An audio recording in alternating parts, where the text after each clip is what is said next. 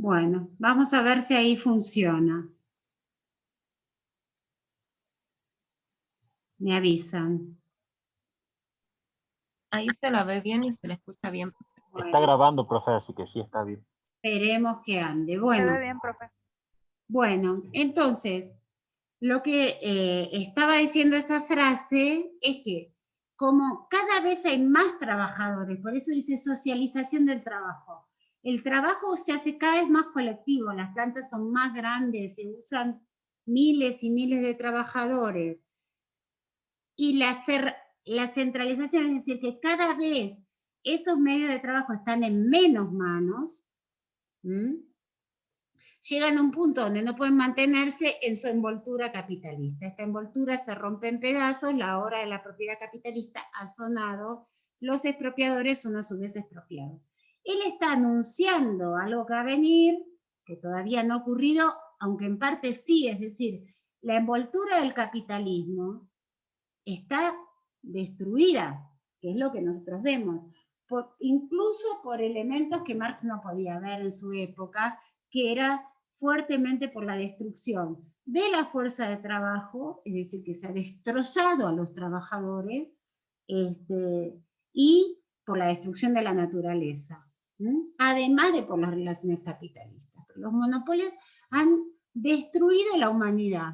Entonces se ve esa destrucción, lo que pasa es que lo que todavía no ha pasado es la expropiación, salvo en ciertos momentos de la historia donde hubo sistemas en donde las revoluciones que en ningún momento llegaron a ser socialistas, pero que hasta cierto punto colectivizan y destruyen el sistema capitalista, efectivamente hubo ensayos de destrucción de ese sistema.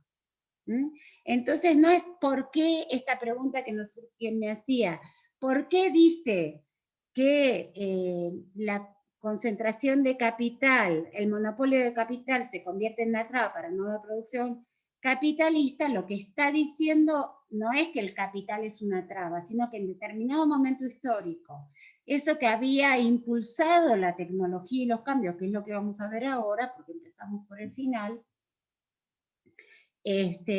¿por qué eso era una traba? Bueno, porque una vez que se instala el sistema capitalista, empieza a monopolizarse cada vez más y entra en crisis. Entonces, ¿por qué además? Porque en la medida que cada vez son más los que producen, pero cada vez son menos los que ganan, hay un problema con el mercado. Porque una cosa es en el siglo XVI, donde el mercado está en plena expansión, se está creando el mercado mundial, y otra cosa es en la actualidad, donde hay una y otra vez sobreproducción, porque no se produce lo que se precisa, sino que al revés intenta vender todo lo que se produce, ¿no? Y entonces, por supuesto que hay un exceso de producción. Y entonces aparece la publicidad, te trata de vender, y también aparecen distintas cosas que tampoco podía conocer Marx en esa época. Por un lado, que a través de la publicidad te llenan de necesidades que no tenemos, pero además que una cantidad de productos importantes vienen con lo que se llama fecha de obsolescencia, que vienen para romperse. O sea, a los tantos años, ¿no? Como ¿cómo es? Los enchufes o las baterías de los celulares o en los microondas. Duran 3 años, 4 años y se rompen. No pasa nada, pero se tienen que romper para que compres otro. En cambio, cuando no, alguno todavía tendrá la vieja heladera de la abuela, que ya hace 50 años que viene funcionando, y se compra una nueva y dice, bueno, ya es hora de comprar, y nunca le funciona. O a los 2 años se lo rompió, en general cuando se termina la garantía. Bien, espero que eso, pero claro, eso tiene más sentido si podemos ver todo el proceso. Nosotros estamos ubicados, este proceso de desarrollo del capital se instala ya como desarrollo de relaciones capitalistas entre fines del siglo XVIII y principios del siglo XX, ¿no? Todo el siglo XIX en realidad es el siglo de instalación de las relaciones capitalistas. capitalistas. Hasta ese momento hay diversas relaciones, de las cuales ya hemos estado hablando, ¿sí? De sistemas tributarios, sistemas esclavistas, etc. Y bueno, una gran cantidad de globo hasta la expansión del capitalismo que no tenía explotación. Entonces, ¿cómo va a ser el proceso que va a llevar al ascenso del capitalismo? Es lo que estamos viendo en toda esta parte de la materia. ¿Cuáles son los caminos? Y uno de los elementos que nosotros queremos que estudien es que no había necesidad, o sea, no es que estaba predestinado el mundo a tener un sistema capitalista, sino que es el resultado de una cantidad de transformaciones. Una de ellas es la expansión. O sea, no, si bien aparecían relaciones capitalistas y formas de producción capitalista tanto en Europa, esas formas quedaban siempre, digamos, el feudalismo lograba reabsorberlas y por momentos destruirlas. En cambio, cuando el mundo se expande, esas transformaciones se van a ser sostenidas porque el capitalismo requiere de lo que se llama escala.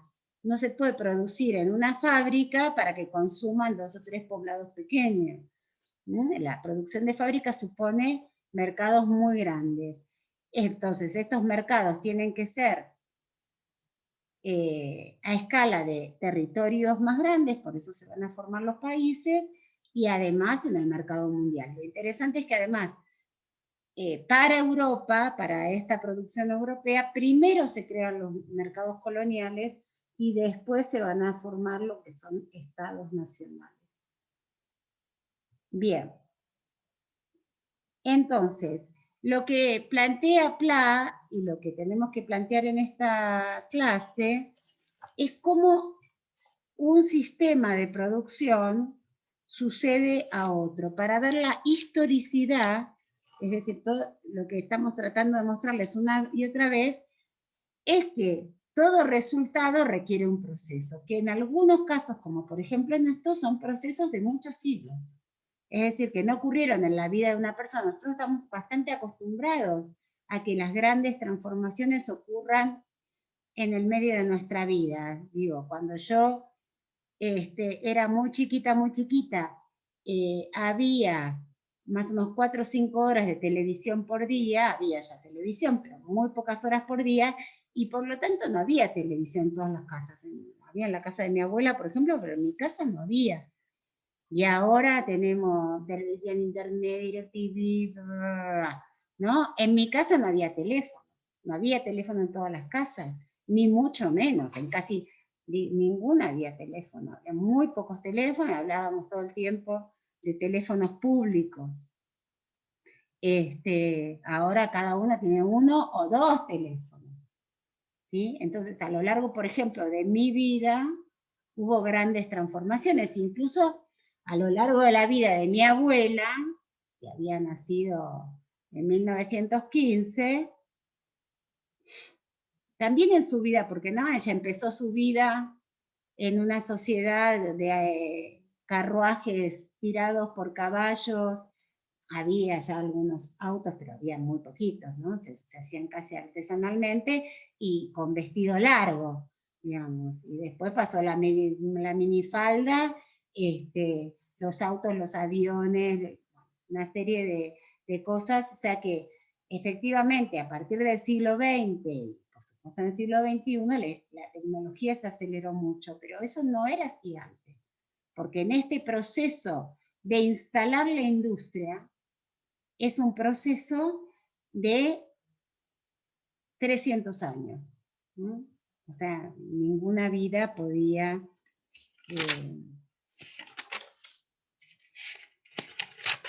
abarcar ese... Estoy tratando de buscar un apunte para seguir cierto orden. Bien. Entonces, ¿cómo son esos 300 años? Partimos, como siempre partimos, de dónde se parte, que es la industria artesanal. Yo creo que teníamos en algún lugar unas imágenes, a ver, que es lo que llama Pla el artesanado. Estoy buscando para seguir más o menos como están en la... Espera. Bueno, no importa. Me voy a fijar, creo que en el aula virtual tienen un PowerPoint. Con algunas imágenes, no es que les resuelve muchas cosas, pero se los hemos puesto para que tengan alguna imagen, así como tienen uno sobre el tamaño del mundo, como para los más en pleno feudalismo el tamaño del mundo era el castillo y el campo que lo... Sí, está titulado como modernidad, creo que lo he visto en el aula. Modernidad. Ahí están ahí están las imágenes. Sí, pero este es el mundo, ¿no? O sea, un mundo pequeño que era esperen que les pongo para compartir. Compartir.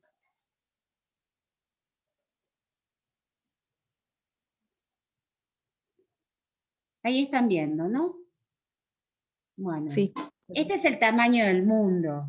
O sea, como para los antiguos, fíjense, además se los puse porque eran bien interesantes, como en plena, son todos mapas configurados en Europa, ninguno está hecho en Asia. Sin embargo, los propios europeos veían que Asia era más grande y más importante, ¿no? Asia, Europa y África.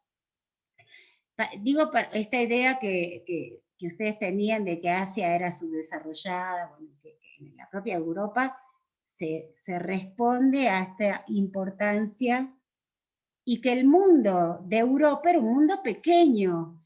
Cada lugar entendía que todo el mundo era el castillo y los campos pequeños que estaban alrededor. Esto está puesto para que vean el grado de fragmentación, es decir, que Europa está toda fragmentada y a su vez unida en algunos imperios, ¿no? Acá está, ¿no? Los imperios del norte de África, este es el Sacro Imperio Romano Germánico, Gran Bretaña, ¿no? Francia, fíjense qué chiquitita que está, o sea, es un mundo, bueno, con imperios importantes, este es el Imperio Otomano, ¿no? Bien, Imperio Ruso. Bien, y este muestra también una imagen del mundo, por supuesto, plana, pequeña. Bien. Después mírenlo, pero no era este al que yo me refería, espérenme un cachito, sino a uno que hay sobre la producción.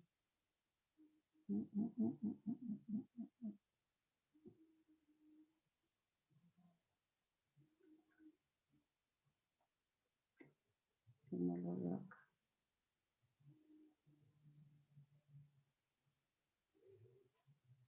Esperen que se los busco.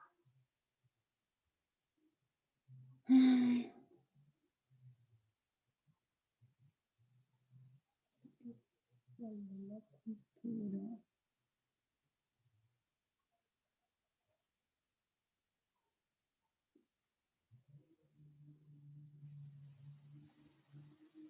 Bueno, después se lo subo, porque la verdad que ahora no sé dónde lo voy a encontrar, si no va a ser. Pero lo que les quería, porque es de la última clase que dimos en el aula, y la tengo subida a la nube, pero no lo tengo en la compu, que me va a llevar un tiempo. Entonces, pero después fíjense la gran diferencia que hay entre el taller del artesano, en donde hay un patrón que es una persona, no son los dibujitos que están en Pla, pero les sirve también, esos dibujos de Pla son buenísimos de este libro. Debe haber algún dibujo de taller artesanal en Pla.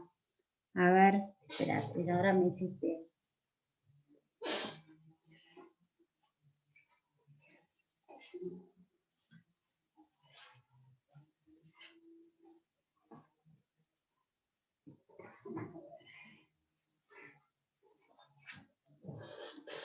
Son muy buenos los dibujos de Pla.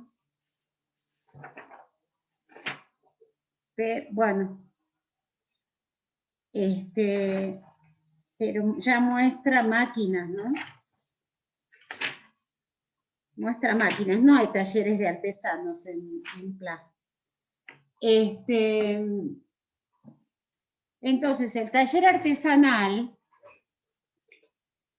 es la casa de un gran artesano, que es una persona muy habilidosa, pero también muy rica, que trabaja en las ciudades, pero que tengan en cuenta que las ciudades son ciudades pequeñas, amuralladas, donde básicamente vive el duque, el señor feudal y sus, algunos comerciantes y estos artesanos, o sea, no son grandes ciudades, y sus sirvientes.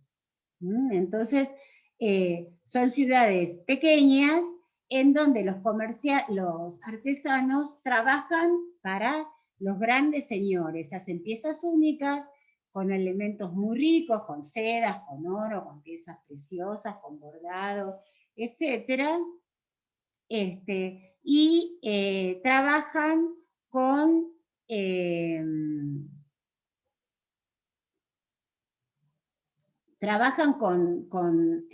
aprendices, a los cuales prácticamente no los pagan, sino que la paga sería solo el entrenamiento, y que forman como una forma familiar. Por supuesto que los aprendices no son de su familia, o podían ser miembros pobres de la familia, pero no es una relación, o sea, es una relación de trabajo, pero que toma la forma de una forma familiar. Entonces, los que trabajan ahí trabajan por casa, comida y entrenamiento, punto.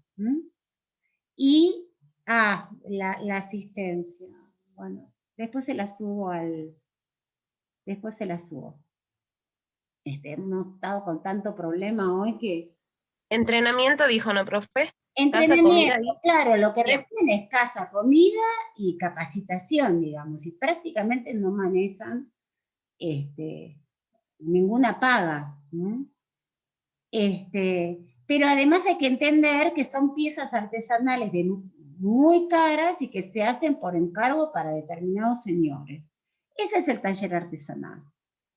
Todo lo demás, es decir, la ropa de los campesinos, incluso la propia ropa de los pobres urbanos, no se hace en estas casas artesanales, sino que se hace en los domicilios. Es decir, que en cada casa se teje prendas muy burdas, o en algunas que se produce un poco más, se intercambian por otras cosas, pero hay todo, la producción rural, la estructura rural, no solo en las sociedades anteriores al capitalismo, no solo son unidades de producción agraria, sino que producen todo.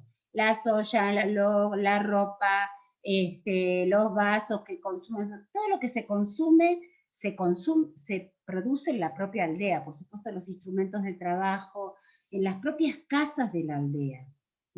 Si ustedes cualquier película de esas que están tan de moda, de vikingos, o después los Robin Hood, todo eso se ve bien eso, como la aldea es una unidad de producción de todo lo que se consume. La gente no va y compra, no existe. Hay ferias que se llaman mercados, pero que en general no se intercambia por dinero, sino que se intercambian bienes. Por ejemplo, si yo tuve muchas más gallinas de las que me voy a comer, por ahí lo cambio por algún producto del herrero. Pero son intercambios que tienen que ver con bienes de consumo. Prácticamente en la Europa precapitalista no hay mercados como nosotros entendemos, en la cual se compra y se vende por dinero.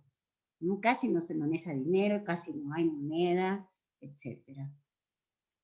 Esperen que... Profe, Sí, ¿y las comunidades menonitas sigue siendo así o no? claro, por ciertas religiones, etcétera, conservan, igual hay un arco variado, ¿no? Hay sectores menonitas recontracapitalizados que se han ido adaptando, pero efectivamente muchas comunidades religiosas que siguen como viviendo según los mandatos de la Biblia, como la Biblia es tan antigua, entonces, bueno, ¿no? Trabajo manual, no usan avances tecnológicos, etc. Sí, efectivamente.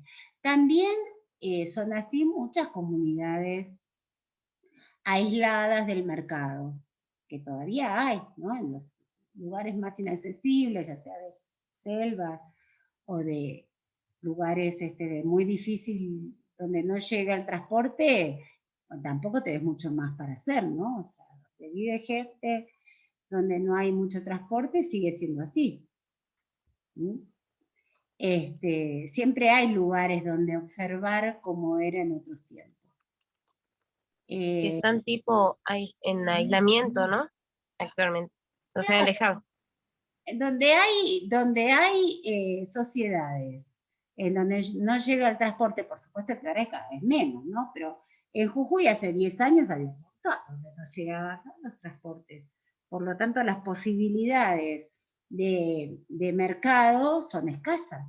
Y en relación, sí había relaciones de intercambio, pero, qué sé yo, la manca fiesta. Entonces todo el mundo baja e intercambia. A un lugar donde lleguen, pero no es lo mismo que ir al shopping a la esquina. Esto es importante que lo tengan en cuenta para que no naturalicen que las cosas que nosotros, como nosotros vivimos, se vive así siempre. O que era porque las abuelas tejían porque les gustaba, algunas tejerían porque les gustaban, pero en una época de la sociedad todo el mundo tenía que tejer, pues si no, no se vestía. Por presión o estigma social. No, por necesidad, porque no lo podías comprar. No por estigma social, sino porque ¿de dónde ibas a sacar un pantalón? Vos ahora te vas a la galería, en la terminal, y en esa época no había galería de la terminal. Cada unidad productiva era una unidad productiva completa. En todo caso, en cada pueblo había una especialización. Por ejemplo, en todas las casas no se hacían los arados, porque herrero había uno por pueblo. Y ese intercambiaría con el tejedor o con la que amasaba más pan, digamos, intercambiaban en el seno mismo de la iglesia, de la aldea. Bien. Bueno, entonces, ahora, en las ciudades que hay una demanda de lujo, de artículos de lujo, ¿por qué? Porque los artículos de lujo en esa época y ahora también son la parte de simbolización que permite afirmar la diferencia. Por eso en nuestra sociedad es tan difícil, porque vieron que sale una cosa carísima y ya hay otra que se lo copió y lo vende como chorizo, resulta difícil afirmar esa diferencia y bueno, por eso cada vez cosas más sofisticadas, incluso llegar a formas de diferenciación que son, que generan mucho sufrimiento en la sociedad. Entonces, en este afán de cosas cada vez más caras, más caras, más caras, ¿no? Que es más caro el tráfico de animales en extensión, el turismo sexual, ¿no? Con niños, la pornografía infantil, las drogas cada vez más sofisticadas, es decir, que como ya no te podés diferenciar con una cartera que te salió 20 o 30 o 40 mil pesos, que sí hay, pero al día siguiente sale la copia china y sale 2.000, Entonces, la sociedad va inventando, ¿no? Hay como una especie de carrera de diferenciación social en función de la ostentación. Y de hacer cosas, hay como una pasión de hacer cosas que los otros no puedan hacer, que te diferencie de todos. ¿No? Eso es así, para generar la diferencia, está demostrado que a lo largo de la historia ha sido siempre así, por eso en las sociedades antiguas, ¿no? Esta cosa de vestirse con oro, con plumas, con artículos que asemejaran a los dioses, en estas sociedades del feudalismo, entonces compiten entre los distintos artesanos a ver quién hace la pieza más rica, para que este señor se pueda diferenciar y parezca más poderoso que los otros. Y en nuestra sociedad ya, como eso todo es reproducible, replicable, entonces se pasa a formas muy inhumanas. Bien, diferenciación social entonces, los aspectos simbólicos que demuestran que estos sujetos son diferentes y tienen el derecho a dominar. Bien, pero frente a que hay una demanda creciente del mundo de artículos, empieza sobre todo en el intercambio con África, que África se va a enganchar mucho con algunas cosas que propone Europa y también América, aprecian bastante las telas, sobre todo África, que tiene esa pasión por las telas, que producían telas hermosas, pero se van a enganchar mucho a decir, tienen ustedes para leer el texto que se llama de cómo Europa se desarrolló África, que ahora no me puedo acordar cómo se llama el autor, pero es tan hermoso ese texto, como al principio se enganchan con bienes que ellos no tenían, como pañuelos colorados, o sea, con ciertas cosas que servían para los rituales, como en América, con las cuentas de vidrio, o sea, cosas que en Europa no eran particularmente apreciadas, eran de la vida cotidiana, pues ya se conocía el vidrio de la época de Roma, pero que van a ser muy atractivas, muy novedosas para estas sociedades. Entonces,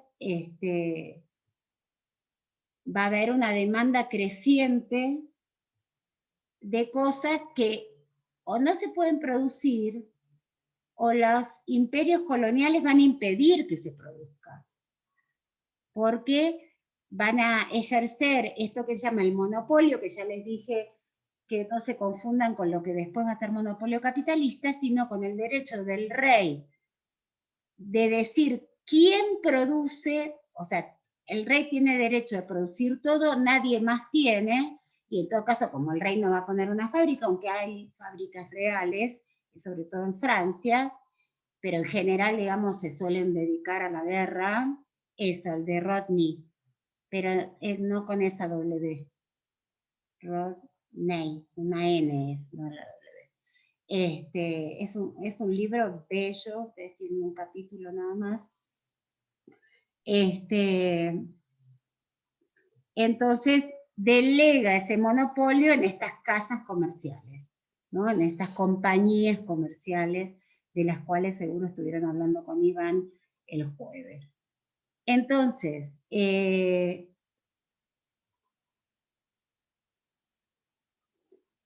este mercado mundial va a impulsar formas productivas que ya no pueden hacerse en el taller, en esta casa, taller del artesano.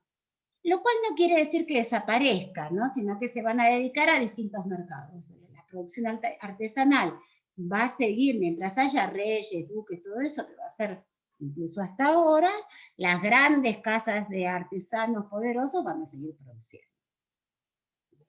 Pero junto con eso se va a desarrollar mucho más otras formas productivas de productos que son más de uso común y que eran parte del mercado mundial, que tienen más que ver entonces con ganar en la cantidad y no por la sofisticación del producto. Y ahí es que empiezan a aparecer otras formas de producción, que van a coincidir, por un lado, que con la crisis del feudalismo, los campesinos están muy empobrecidos, desesperados de hambre, pero que además van a aprovechar que en la vida del campesino, que es muy esforzada, el esfuerzo está tremendamente concentrado, sobre todo en los tiempos de siembra y de cosecha, o de ordeñar la vaca, o en el momento en que las ovejas hay que llevarlas a otro lado, pero si no, también tiene una cantidad de tiempo muerto importante. En los momentos en que no demanda tanta fuerza de trabajo, y donde hay que hacer, que es en el caso de la agricultura, el mantenimiento de los cultivos, una etapa intermedia, o el que para la ganadería, en las estaciones donde el ganado está en lugares donde puede comer solo, bueno, hay tiempos muertos. Eso que era bien común en las sociedades precapitalistas, que nosotros desconocemos, porque nosotros trabajamos tantas horas por día, desconocemos esos tiempos muertos. En esta sociedad se trabajaba, póngale, si ustedes tenían varias vacas, bueno, se ordeñaba a las 4 de la mañana y a las 3 de la tarde, y el resto no. Podían estar haciendo queso, pero tampoco iban a estar todos los días haciendo queso. Entonces, hay una cantidad de tiempos muertos. Esos tiempos muertos van a ser aprovechados junto con estas habilidades que ya tenían la población rural de hacer sus propias cosas, para que comerciantes distribuyeran materias primas en los domicilios rurales para que desarrollen tipos de mercancías que van a ser de bajo precio.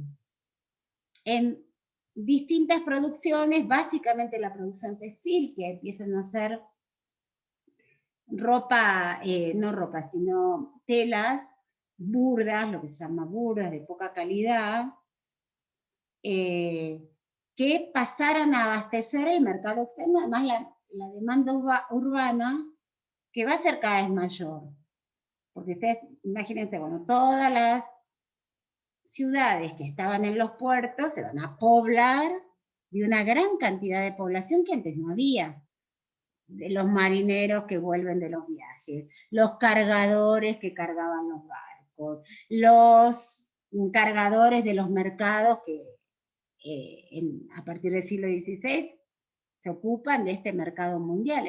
Toda esa gente ya no produce sus telas ni su ropa. Por lo tanto, por menos que ganen, más pobres que sean, consumen más lo que se consume en las colonias.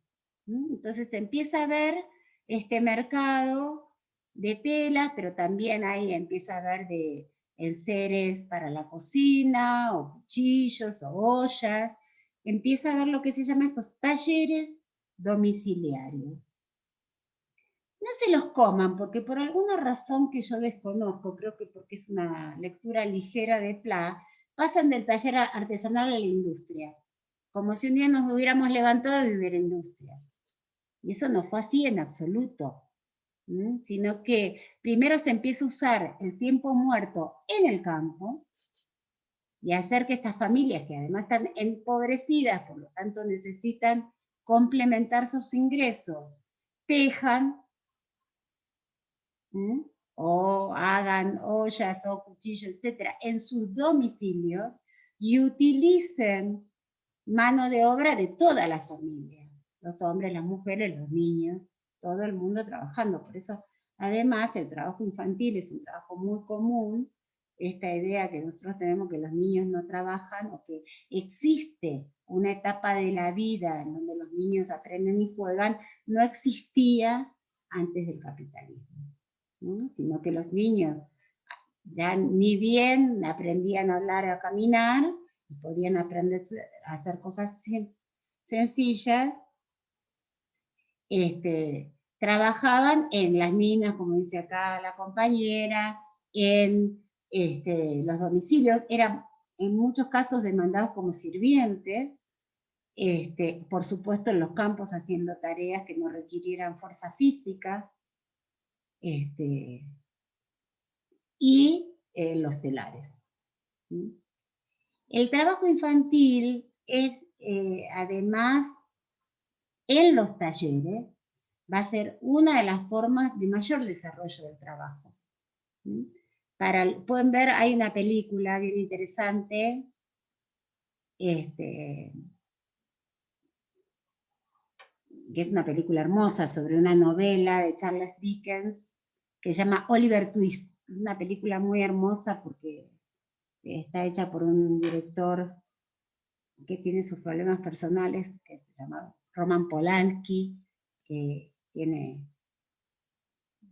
varios problemas en su personalidad, no es una personalidad muy recomendable, pero es un gran director de cine.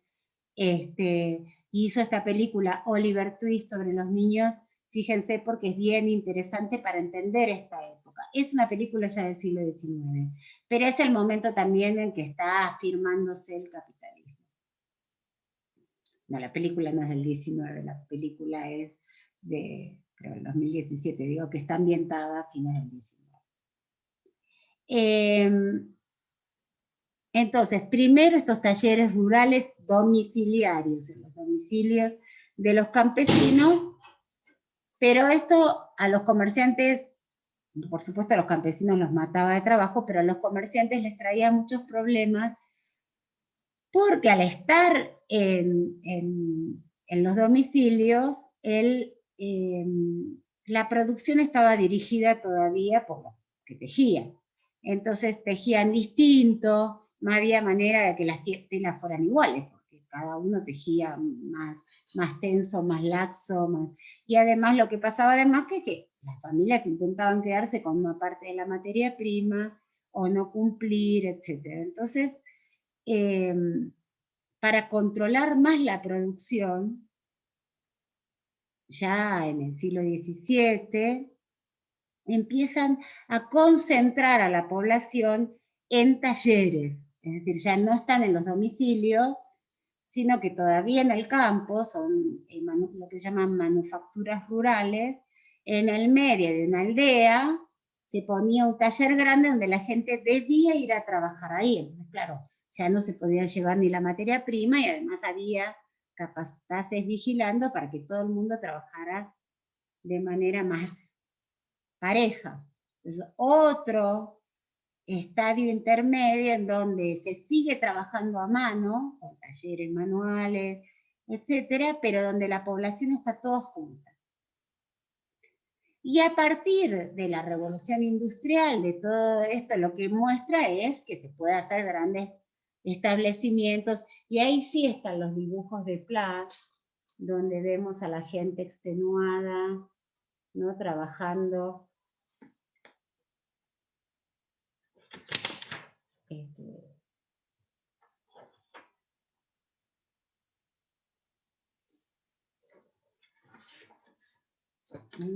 Acá están en la mina, acá, en estos, ¿no?, donde aparecen los niños en la mina,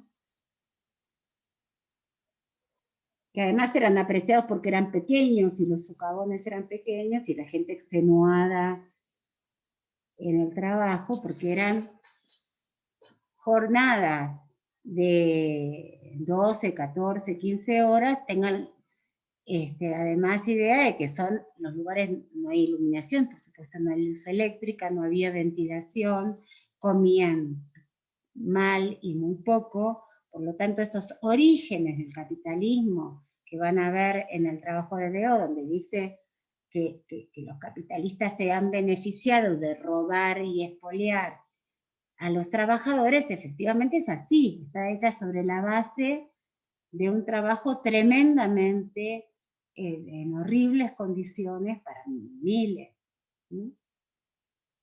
Pero esta constatación de que puede juntarse la gente que ya no tienen que llevarse la producción en la casa, empieza a desafiar, porque ¿qué pasa?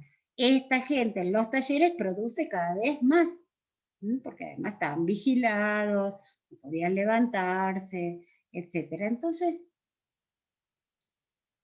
pasa que va a empezar a haber crisis, en el sentido que va a haber, por ejemplo, que se va a producir tanta tela que no va a dar abasto en producir el hilado. Entonces empieza a haber desde distintos lados intentos que se van a vincular con la mecanización, con hacer cada vez más eficiente, y que en su momento eso se va a articular con los descubrimientos científicos, sobre todo que hay una fuerza que puede estar generada, sobre todo por el vapor, y entonces se va a juntar eso y se van a hacer las primeras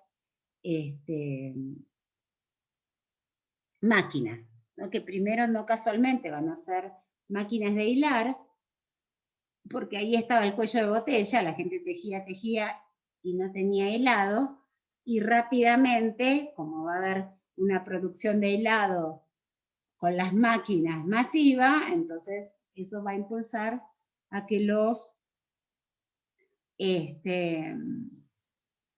telares se mecanicen también para poder acompasar, ¿no? Primero había escasez de hilado y mucha producción textil, y después va a haber mucha producción de hilado y la producción textil no va a poder seguirle el ritmo. Por eso aparecen primero las máquinas de hilar, los usos, y después las máquinas de tejer. Y eso, en la aplicación del vapor, va a ser una explosión, un mundo nuevo. Otro mundo. Eso vuelve a cambiar. Nosotros lo ponemos acá para que vean todo el proceso. Pero hay que entender que así como la expansión del mundo del siglo XVI genera un mundo nuevo, un mundo interconectado, la revolución industrial del siglo XVIII empieza en el siglo XVIII, pero después se va a afirmar sobre todo en el XIX, y en el mundo en el XX, va a generar otro mundo. Primero por la masa de producción. O sea, que no es lo mismo el mercado mundial del XVI, que intercambia, sobre todo que saca algunas materias primas de los continentes conquistados, pero poco, en general saca bienes terminados. En el caso de América, sobre todo los metales preciosos, tienen algunas producciones más, se exporta bastante cuero, porque ustedes piensen que antes del hierro, de que se generalice la fundición de hierro, todo lo que era unir piezas y todo eso, o por ejemplo lo que son los recipientes para transportar, todo eso en general se hacía con cuero se hacía absolutamente todo, por lo tanto hay una demanda de cuero. De América también se llevan plantas para teñir, eso también pasa de África, y algunos alimentos, ¿no? La caña de azúcar, el café, pero terminados, digamos, no son materias primas en el sentido de que no sirven demasiado, digo, en el 16, siglo XV, siglo XVI, no sirven para hacer nuevas cosas. Después empieza a desarrollarse los cultivos masivos de algodón, tanto en la India como en Estados Unidos, que sí es una materia prima. Estoy tratando de pensar, porque ustedes siempre hablan de materias primas y después dicen, no, pero las especias no son materia prima, porque casi no llevan procesamiento, se consumen como vienen, puede ser que requieran una molida, pero eso no agrega valor. Y toda la primera fase de la industrialización incluso es con hilados de lana. Y la lana tampoco se va a importar en esa época, sino que genera la producción de lana grandes transformaciones en Inglaterra y en España, en su primera fase. Después Recién, ya en el siglo XVIII, con la maquinaria, va a empezar a hilarse más algodón y va a tener más el mercado de importación, y después también se va a generalizar la importación de lana, pero va como acompasándose, ya es del siglo XIX. Entonces, es importante que ustedes además registren estos cambios, porque no es lo mismo un mercado de materia prima que un mercado de bienes terminados. Fiorella, ¿qué te pasa? ¿Querés algo? Dale, tírate una vez más.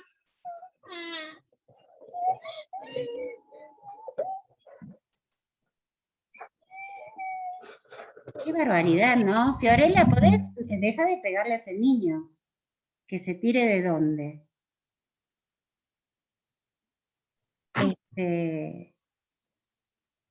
Por favor, chicos, tratemos de, por un lado, estar circunscriptos y por el otro lado, bueno, ojalá que no le pase nada a esta criatura, ¿no?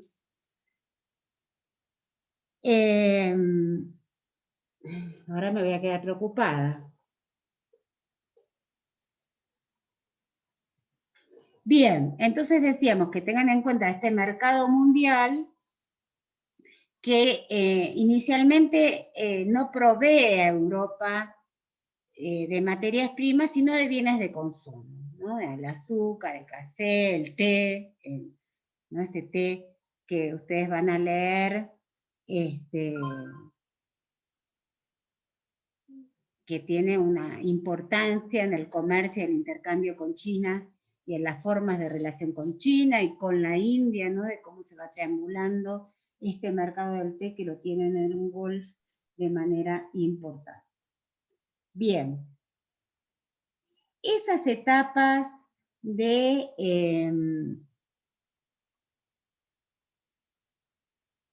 la producción es lo que nosotros denominamos, a ver, esperen, que lo voy a buscar en el aula virtual,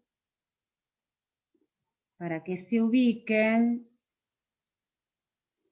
transformaciones de la producción y los cambios en la modalidad de trabajo, porque no es lo mismo población rural que en el tiempo muerto teje, que la población ya que va a los talleres, entonces en gran parte además abandona, aunque siguen estando en las zonas rurales, en parte abandona sus campos, que además esta población que ya vimos que va a ser expulsada de los campos, y que va a las ciudades primero como población de los márgenes, pobres, mendigos, prostitutas, etcétera, y que después va a ser incorporada masivamente ya a la fábrica, y la fábrica ya es un establecimiento urbano. ¿Por qué es un establecimiento urbano? Porque requiere de una masa de población mucho más grande que la que puede vivir en el campo. Necesita miles, por un lado. ¿Por qué nosotros decimos que la fábrica es, esto me interesa en particular, que la fábrica es una configuración socioeconómica y cultural? No es nada más que un establecimiento. El sistema de fábrica y el capitalismo son dos caras de la misma moneda. La vida capitalista requiere cada vez más, porque además cada vez la vida adentro de la fábrica es cada vez más artificial, menos humana, entonces requiere un entrenamiento de la fuerza de trabajo que también va a acceder a la fuerza de trabajo. Es decir, que en el capitalismo todos vivimos como adentro de una fábrica. ¿Qué quiere decir eso?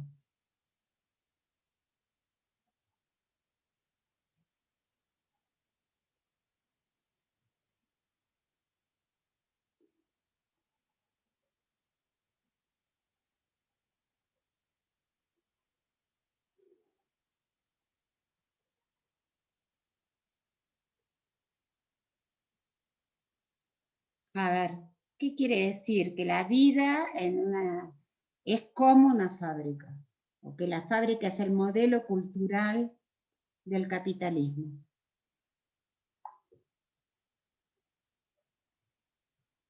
Porque toda nuestra vida va a ser un entrenamiento para la fábrica. El problema es que ahora ya no hay tantas fábricas, es decir, que hay un desfasaje importante entre las formas de la vida cotidiana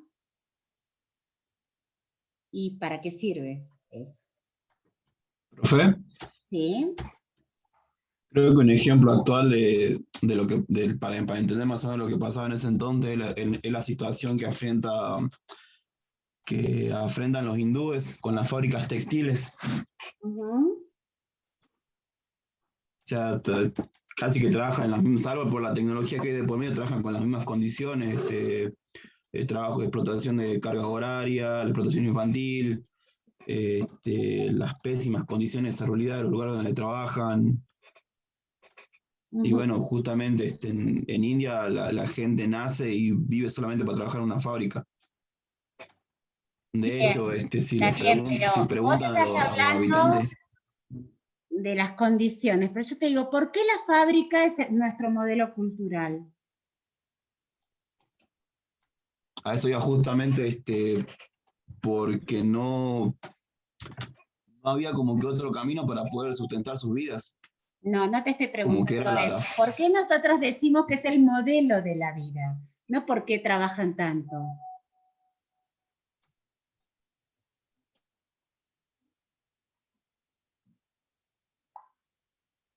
No estoy preguntando por qué trabajan tanto.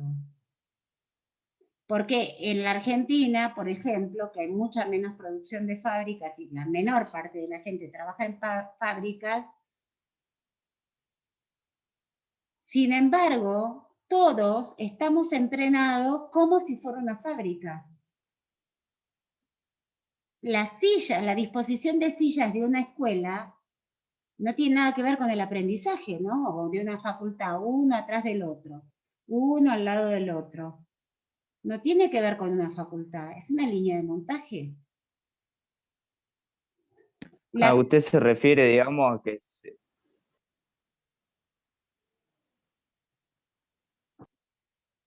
No te escucho, Pablo, te escuché, se refiere a... Pero no sé quién me está hablando, porque tampoco...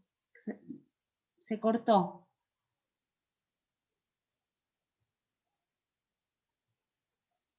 No sé quién está hablando. Bueno, no sé. Es decir, que todos recibimos desde pequeños. No, sí pasa que Ahí tengo está un Luciana. delay enorme, parece, porque lo dije hace rato. ¿Qué decís? Ah, mirá, impresionante. Pero no se entendió. No se terminó de escuchar tampoco.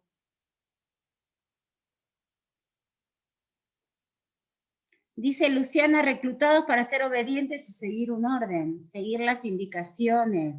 Los horarios... Profe, puede ser que, disculpe, ¿Sí? que sea o esté referido a lo que usted, bueno, lo que usted menciona es a la única forma de hacer llegar a hacer la silla, o sea, ¿cómo encontramos una relación entre la pregunta que hizo recién? Es que encontramos una sola forma para poder trabajar, una sola forma para poder llegar, una sola forma para poder conseguir eso. A eso es lo que se también refiere. es un entrenamiento, es decir, privilegiar lo uniforme a lo personal. Claro, claro, Entre claro. los artesanos que trabajaban en las ciudades medievales, justamente lo más importante era la diferencia, diferenciarse. En cambio, en la sociedad capitalista hay una cosa de uniformidad, tanto en el hacer como en el consumo, porque todos tenemos esta idea de que cada uno consume lo que quiere. Esto lo planteábamos cuando estábamos en el aula y yo les decía, mírense, estábamos Claro, todos compramos vestidos lo que más o no. menos igual, de los Sí, mismos colores, con la misma forma, con la misma ropa, todo con el mismo celular. Esta sociedad que no solo es de consumo masivo, como alguien decía, sino también nos dice qué consumir. te dice qué consumir y es todo igual, está estandarizado. Como dice acá Luciana, lo vemos en los guardapolvos blancos. Efectivamente, el guardapolvo blanco, que en realidad el argumento es pensable, pero más o menos. O sea, la excusa puede ser razonable, pero no ese es el motivo. Primero porque usar guardapolvo blanco siempre fue un delirio, porque eso obliga a los chicos a un tipo de conducta. Porque si tenés la ropa blanca no te podés tirar al piso, sería jugar, ni correr, etc. Igual los pibes se las arreglan, pero tenía como, el argumento era que se usaba en la educación pública para que no se viera la diferencia de ropa, pero efectivamente esta idea del uniforme, de que todos igual, tiene que ver con una cultura que imponga justamente no solo la uniformidad en el consumo, sino también en la producción, todos haciendo lo mismo, ¿no? Que es una operación, porque la fábrica lo que tiene es que divide la tarea en operaciones simples, en donde interactúa el sujeto no con otros sujetos, sino con una máquina, y hace una operación sencilla. Dice, la sociedad de este palo está mentalmente organizada, de hecho, porque la organización es una característica del capitalismo. También para el capitalismo los individuos de la sociedad son meros consumidores. No, para el capitalismo no son meros consumidores, en principio son parte de las máquinas, productores. Lo que pasa es que nosotros estamos muy separados, al haberse hecho un sistema mundial en los últimos 50 años, en donde en un lugar están las fábricas y en otros lugares no, sobre todo en Jujuy han desaparecido las fábricas, entonces es como que nos olvidamos, no son meros consumidores, en principio son meros trabajadores. Y este disciplinamiento no es solo en el consumo, también es en la producción. Que nuestra sociedad funcione con horarios, las clases empiezan a tal hora, al hospital se va a las 5 de la mañana, que funcionen con horarios también tiene que ver con la fábrica, porque la fábrica no puede ir al campo, la gente va cuando tenía que ir. Si vos ordeñabas la vaca por alguna razón a las 4 de la mañana, habría otro que la ordeñaría a las 5 y otro que la ordeñaría a las 6, según la dinámica de esa familia. Pero, y pasará lo mismo, si ustedes tienen todavía parientes que trabajan en el campo, no todos entran, no es que todo el mundo se levanta a la misma hora. Es más, incluso hay tareas que requieren un momento, que requieren otro, y además depende de cómo está el día. A qué hora sale el sol, depende no de la hora, sino en qué momento sale el sol, en qué momento se oculta, si hay luna, si no hay luna, digamos, de distintos factores. En cambio, nosotros nos guiamos por reloj, porque a la fábrica todo el mundo tiene que entrar a la misma hora. Yo no puedo prender el horno o prender la luz. Ni que hablar que, por supuesto, después las fábricas empezaron a trabajar día y noche, ¿no? Pero todo el mundo, todo el turno tiene que entrar a la misma hora. Y eso es un tema cultural, porque no le pasa solo a los que entran a la fábrica, sino que todas las actividades se hacen en función del reloj. Antes no había relojes. Se guiaban más o menos por la altura del sol, o más o menos, sí, sobre todo por la altura del sol. Y empieza a haber relojes, por ejemplo, antes no se usaba, bueno, la misa es a tal hora, sino que se usaba al revés, el tiempo se medía por los rituales religiosos, pero los rituales religiosos no estaban vinculados con una hora, sino que se decía, bueno, a la oración. ¿Cuándo era la oración? Cuando atardecía. O la misa de gallo. ¿Cuándo era la misa de gallo? Cuando amanecía. No era a una hora. Efectivamente, una cosa que es del orden del cosmos, como puede ser la rotación de la Tierra sobre su eje, o sobre sus órbitas, empieza a tener otro significado, que es un significado inventado por el hombre, que es lo que nosotros llamamos tiempo. Porque a lo que nosotros llamamos tiempo, los días, las horas, es una invención del capitalismo. No sé qué es eso de un despertador humano, no tengo ni idea, pero en general, ya del feudalismo, digamos, los que marcaban los momentos del día, el momento de comer, el momento de ir al campo, etcétera, era la iglesia, ¿no? Con sus campanadas. Pero eso no estaba marcado por horas, sino que estaba marcado por momentos, sobre todo por el sol, ¿sí? O por las estrellas, ¿no? En otras sociedades. ¿Profe? Sí, no tengo ni idea, soluciona qué decir, no sé qué es, pero bueno, será si lo viste. Sí. Profe, disculpe, ¿le puedo hacer una, bueno, justo habló del tema de la hora, una pregunta que por ahí capaz, bueno, no sé si no tiene tanto que ver con el tema, pero, ¿por qué el día trae 24 horas? Daniel. Porque yo leí un libro, profe, no sé si lo leyó usted, La Hora 25. No, bueno, pero esas cosas sí que a mí no me interesan demasiado. Bueno. Tiene que ver con la rotación de la Tierra, o sea, no te digo porque esas creo cosas... que es con una guerra tiene que ver, profe. No tiene nada que ver con eso, no sé de qué. Bueno. No, es una cosa de la cantidad de horas por día, es una cosa de la astronomía. ¿Cuánto tarda la Tierra en dar una vuelta sobre su eje? Todas las otras cosas más curiosas serán curiosidades, no, en general no me interesan demasiado. Pero sí me interesa que ustedes entiendan que esta noción del tiempo en horas, minutos, segundos, calendario, todo eso, no dejé hoy el link. No lo dejé, tuve mucho problema y no lo voy a dejar. En todo caso se los pongo después en el Facebook.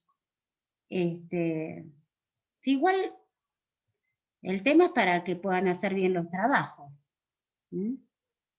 Ustedes siempre piensan que lo importante es el link de la asistencia. Es más, hay una parte de ustedes que cree que estar ahí durmiendo, como algunos están, es lo importante. Bueno, no, lo importante, como antes estaban sentados calentando las sillas del aula. Lo importante es estar atentos y trabajar. Entonces, esta capacidad que va a tener la fábrica de cambiar el mundo, de cambiarle la vida a los sujetos, de cambiar el significado de sus momentos, donde, por ejemplo, un obrero tiene que liberarse de sus creencias religiosas, porque no puede hacer todos los rituales. O sea, una cosa que va a respetar porque entiende una parte de la fábrica, ¿no? Que es el descanso dominical, que se mantiene, pero no todas, porque algunas no pueden respetar el descanso dominical, pero lo que seguro lo puede hacer es que la realidad esté como estaba en la antigüedad, toda llena de momentos de pausa, que sí podía estar la sociedad agraria. No solo podía estar, sino que estaba, porque al estar tan conectada con la naturaleza era necesario congraciarse con los elementos sobrenaturales de la naturaleza. Entonces, está llena de festividades. En cambio, la sociedad capitalista no puede parar, y de hecho no para, el 1 de agosto, el Día de la Virgen, no puede parar, salvo momentos muy precisos, tipo Navidad, que sirven como para reiniciar, porque la sociedad o Año Nuevo, la sociedad siempre tuvo algún rito para reiniciarse todos los años. Entonces, pero salvo algunos muy precisos, no puede estar como era antes que eso, que tenía las procesiones de miles de kilómetros, entonces la gente salía para ir a Santiago de Compostela desde Alemania tardaba 4 meses. Bueno, eso no se puede hacer.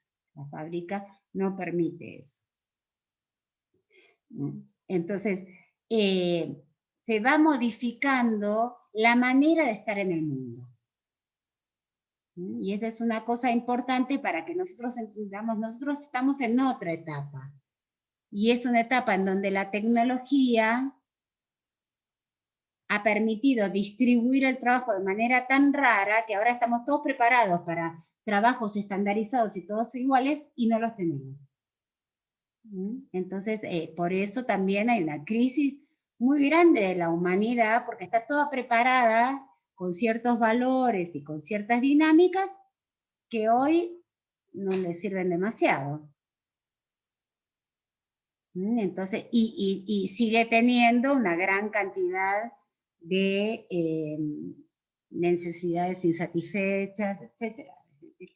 Tiene por un lado mucha preparación para cosas que no le sirven y no tiene preparación para el mundo en el cual se está viviendo, ¿no? Bien. Eso en relación a la unidad, bueno, y léanlo en la bibliografía, no es lo único. Estamos sobre la hora. La clase que viene vamos a hablar sobre las relaciones sociales capitalistas, acumulación originaria de capital, ganancia, salario y plusvalía. Eso lo tienen sobre todo en BO. Les recomiendo, es complejo, que lo lean con detenimiento. Es complejo, es del grado de complejidad de lo que había preguntado la compañera, que es bien complicado. Así que... ¿Cómo, profe, puede repetir el nombre del texto? ¿Del texto? Es básicamente toda la parte de plusvalía, ganancia, todo eso está en BO. Pero está en todo, está en PLA de alguna manera y está en Wolf también. Tienen que leer todo. Bien. Claro, porque lo menciona, ¿no, profe? Lo va mencionando. Claro. Efectivamente. Entonces, tienen unos teóricos viejos, si los quieren ver. Mira qué viejo que será, que está con el pelo lacio.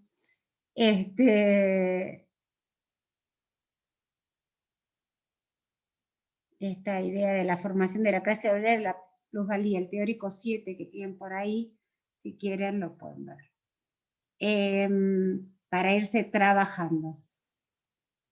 Para ir, ¿no? Como pensando estos temas, irse preparando. Bueno, listo, entonces, ¿nos vemos después? Bueno, profe, hasta luego. Nos vemos, profe, nos vemos, compañero. Bueno, que estén bien. Yo les Hasta luego, profe. Hasta luego. Nos vemos, profe.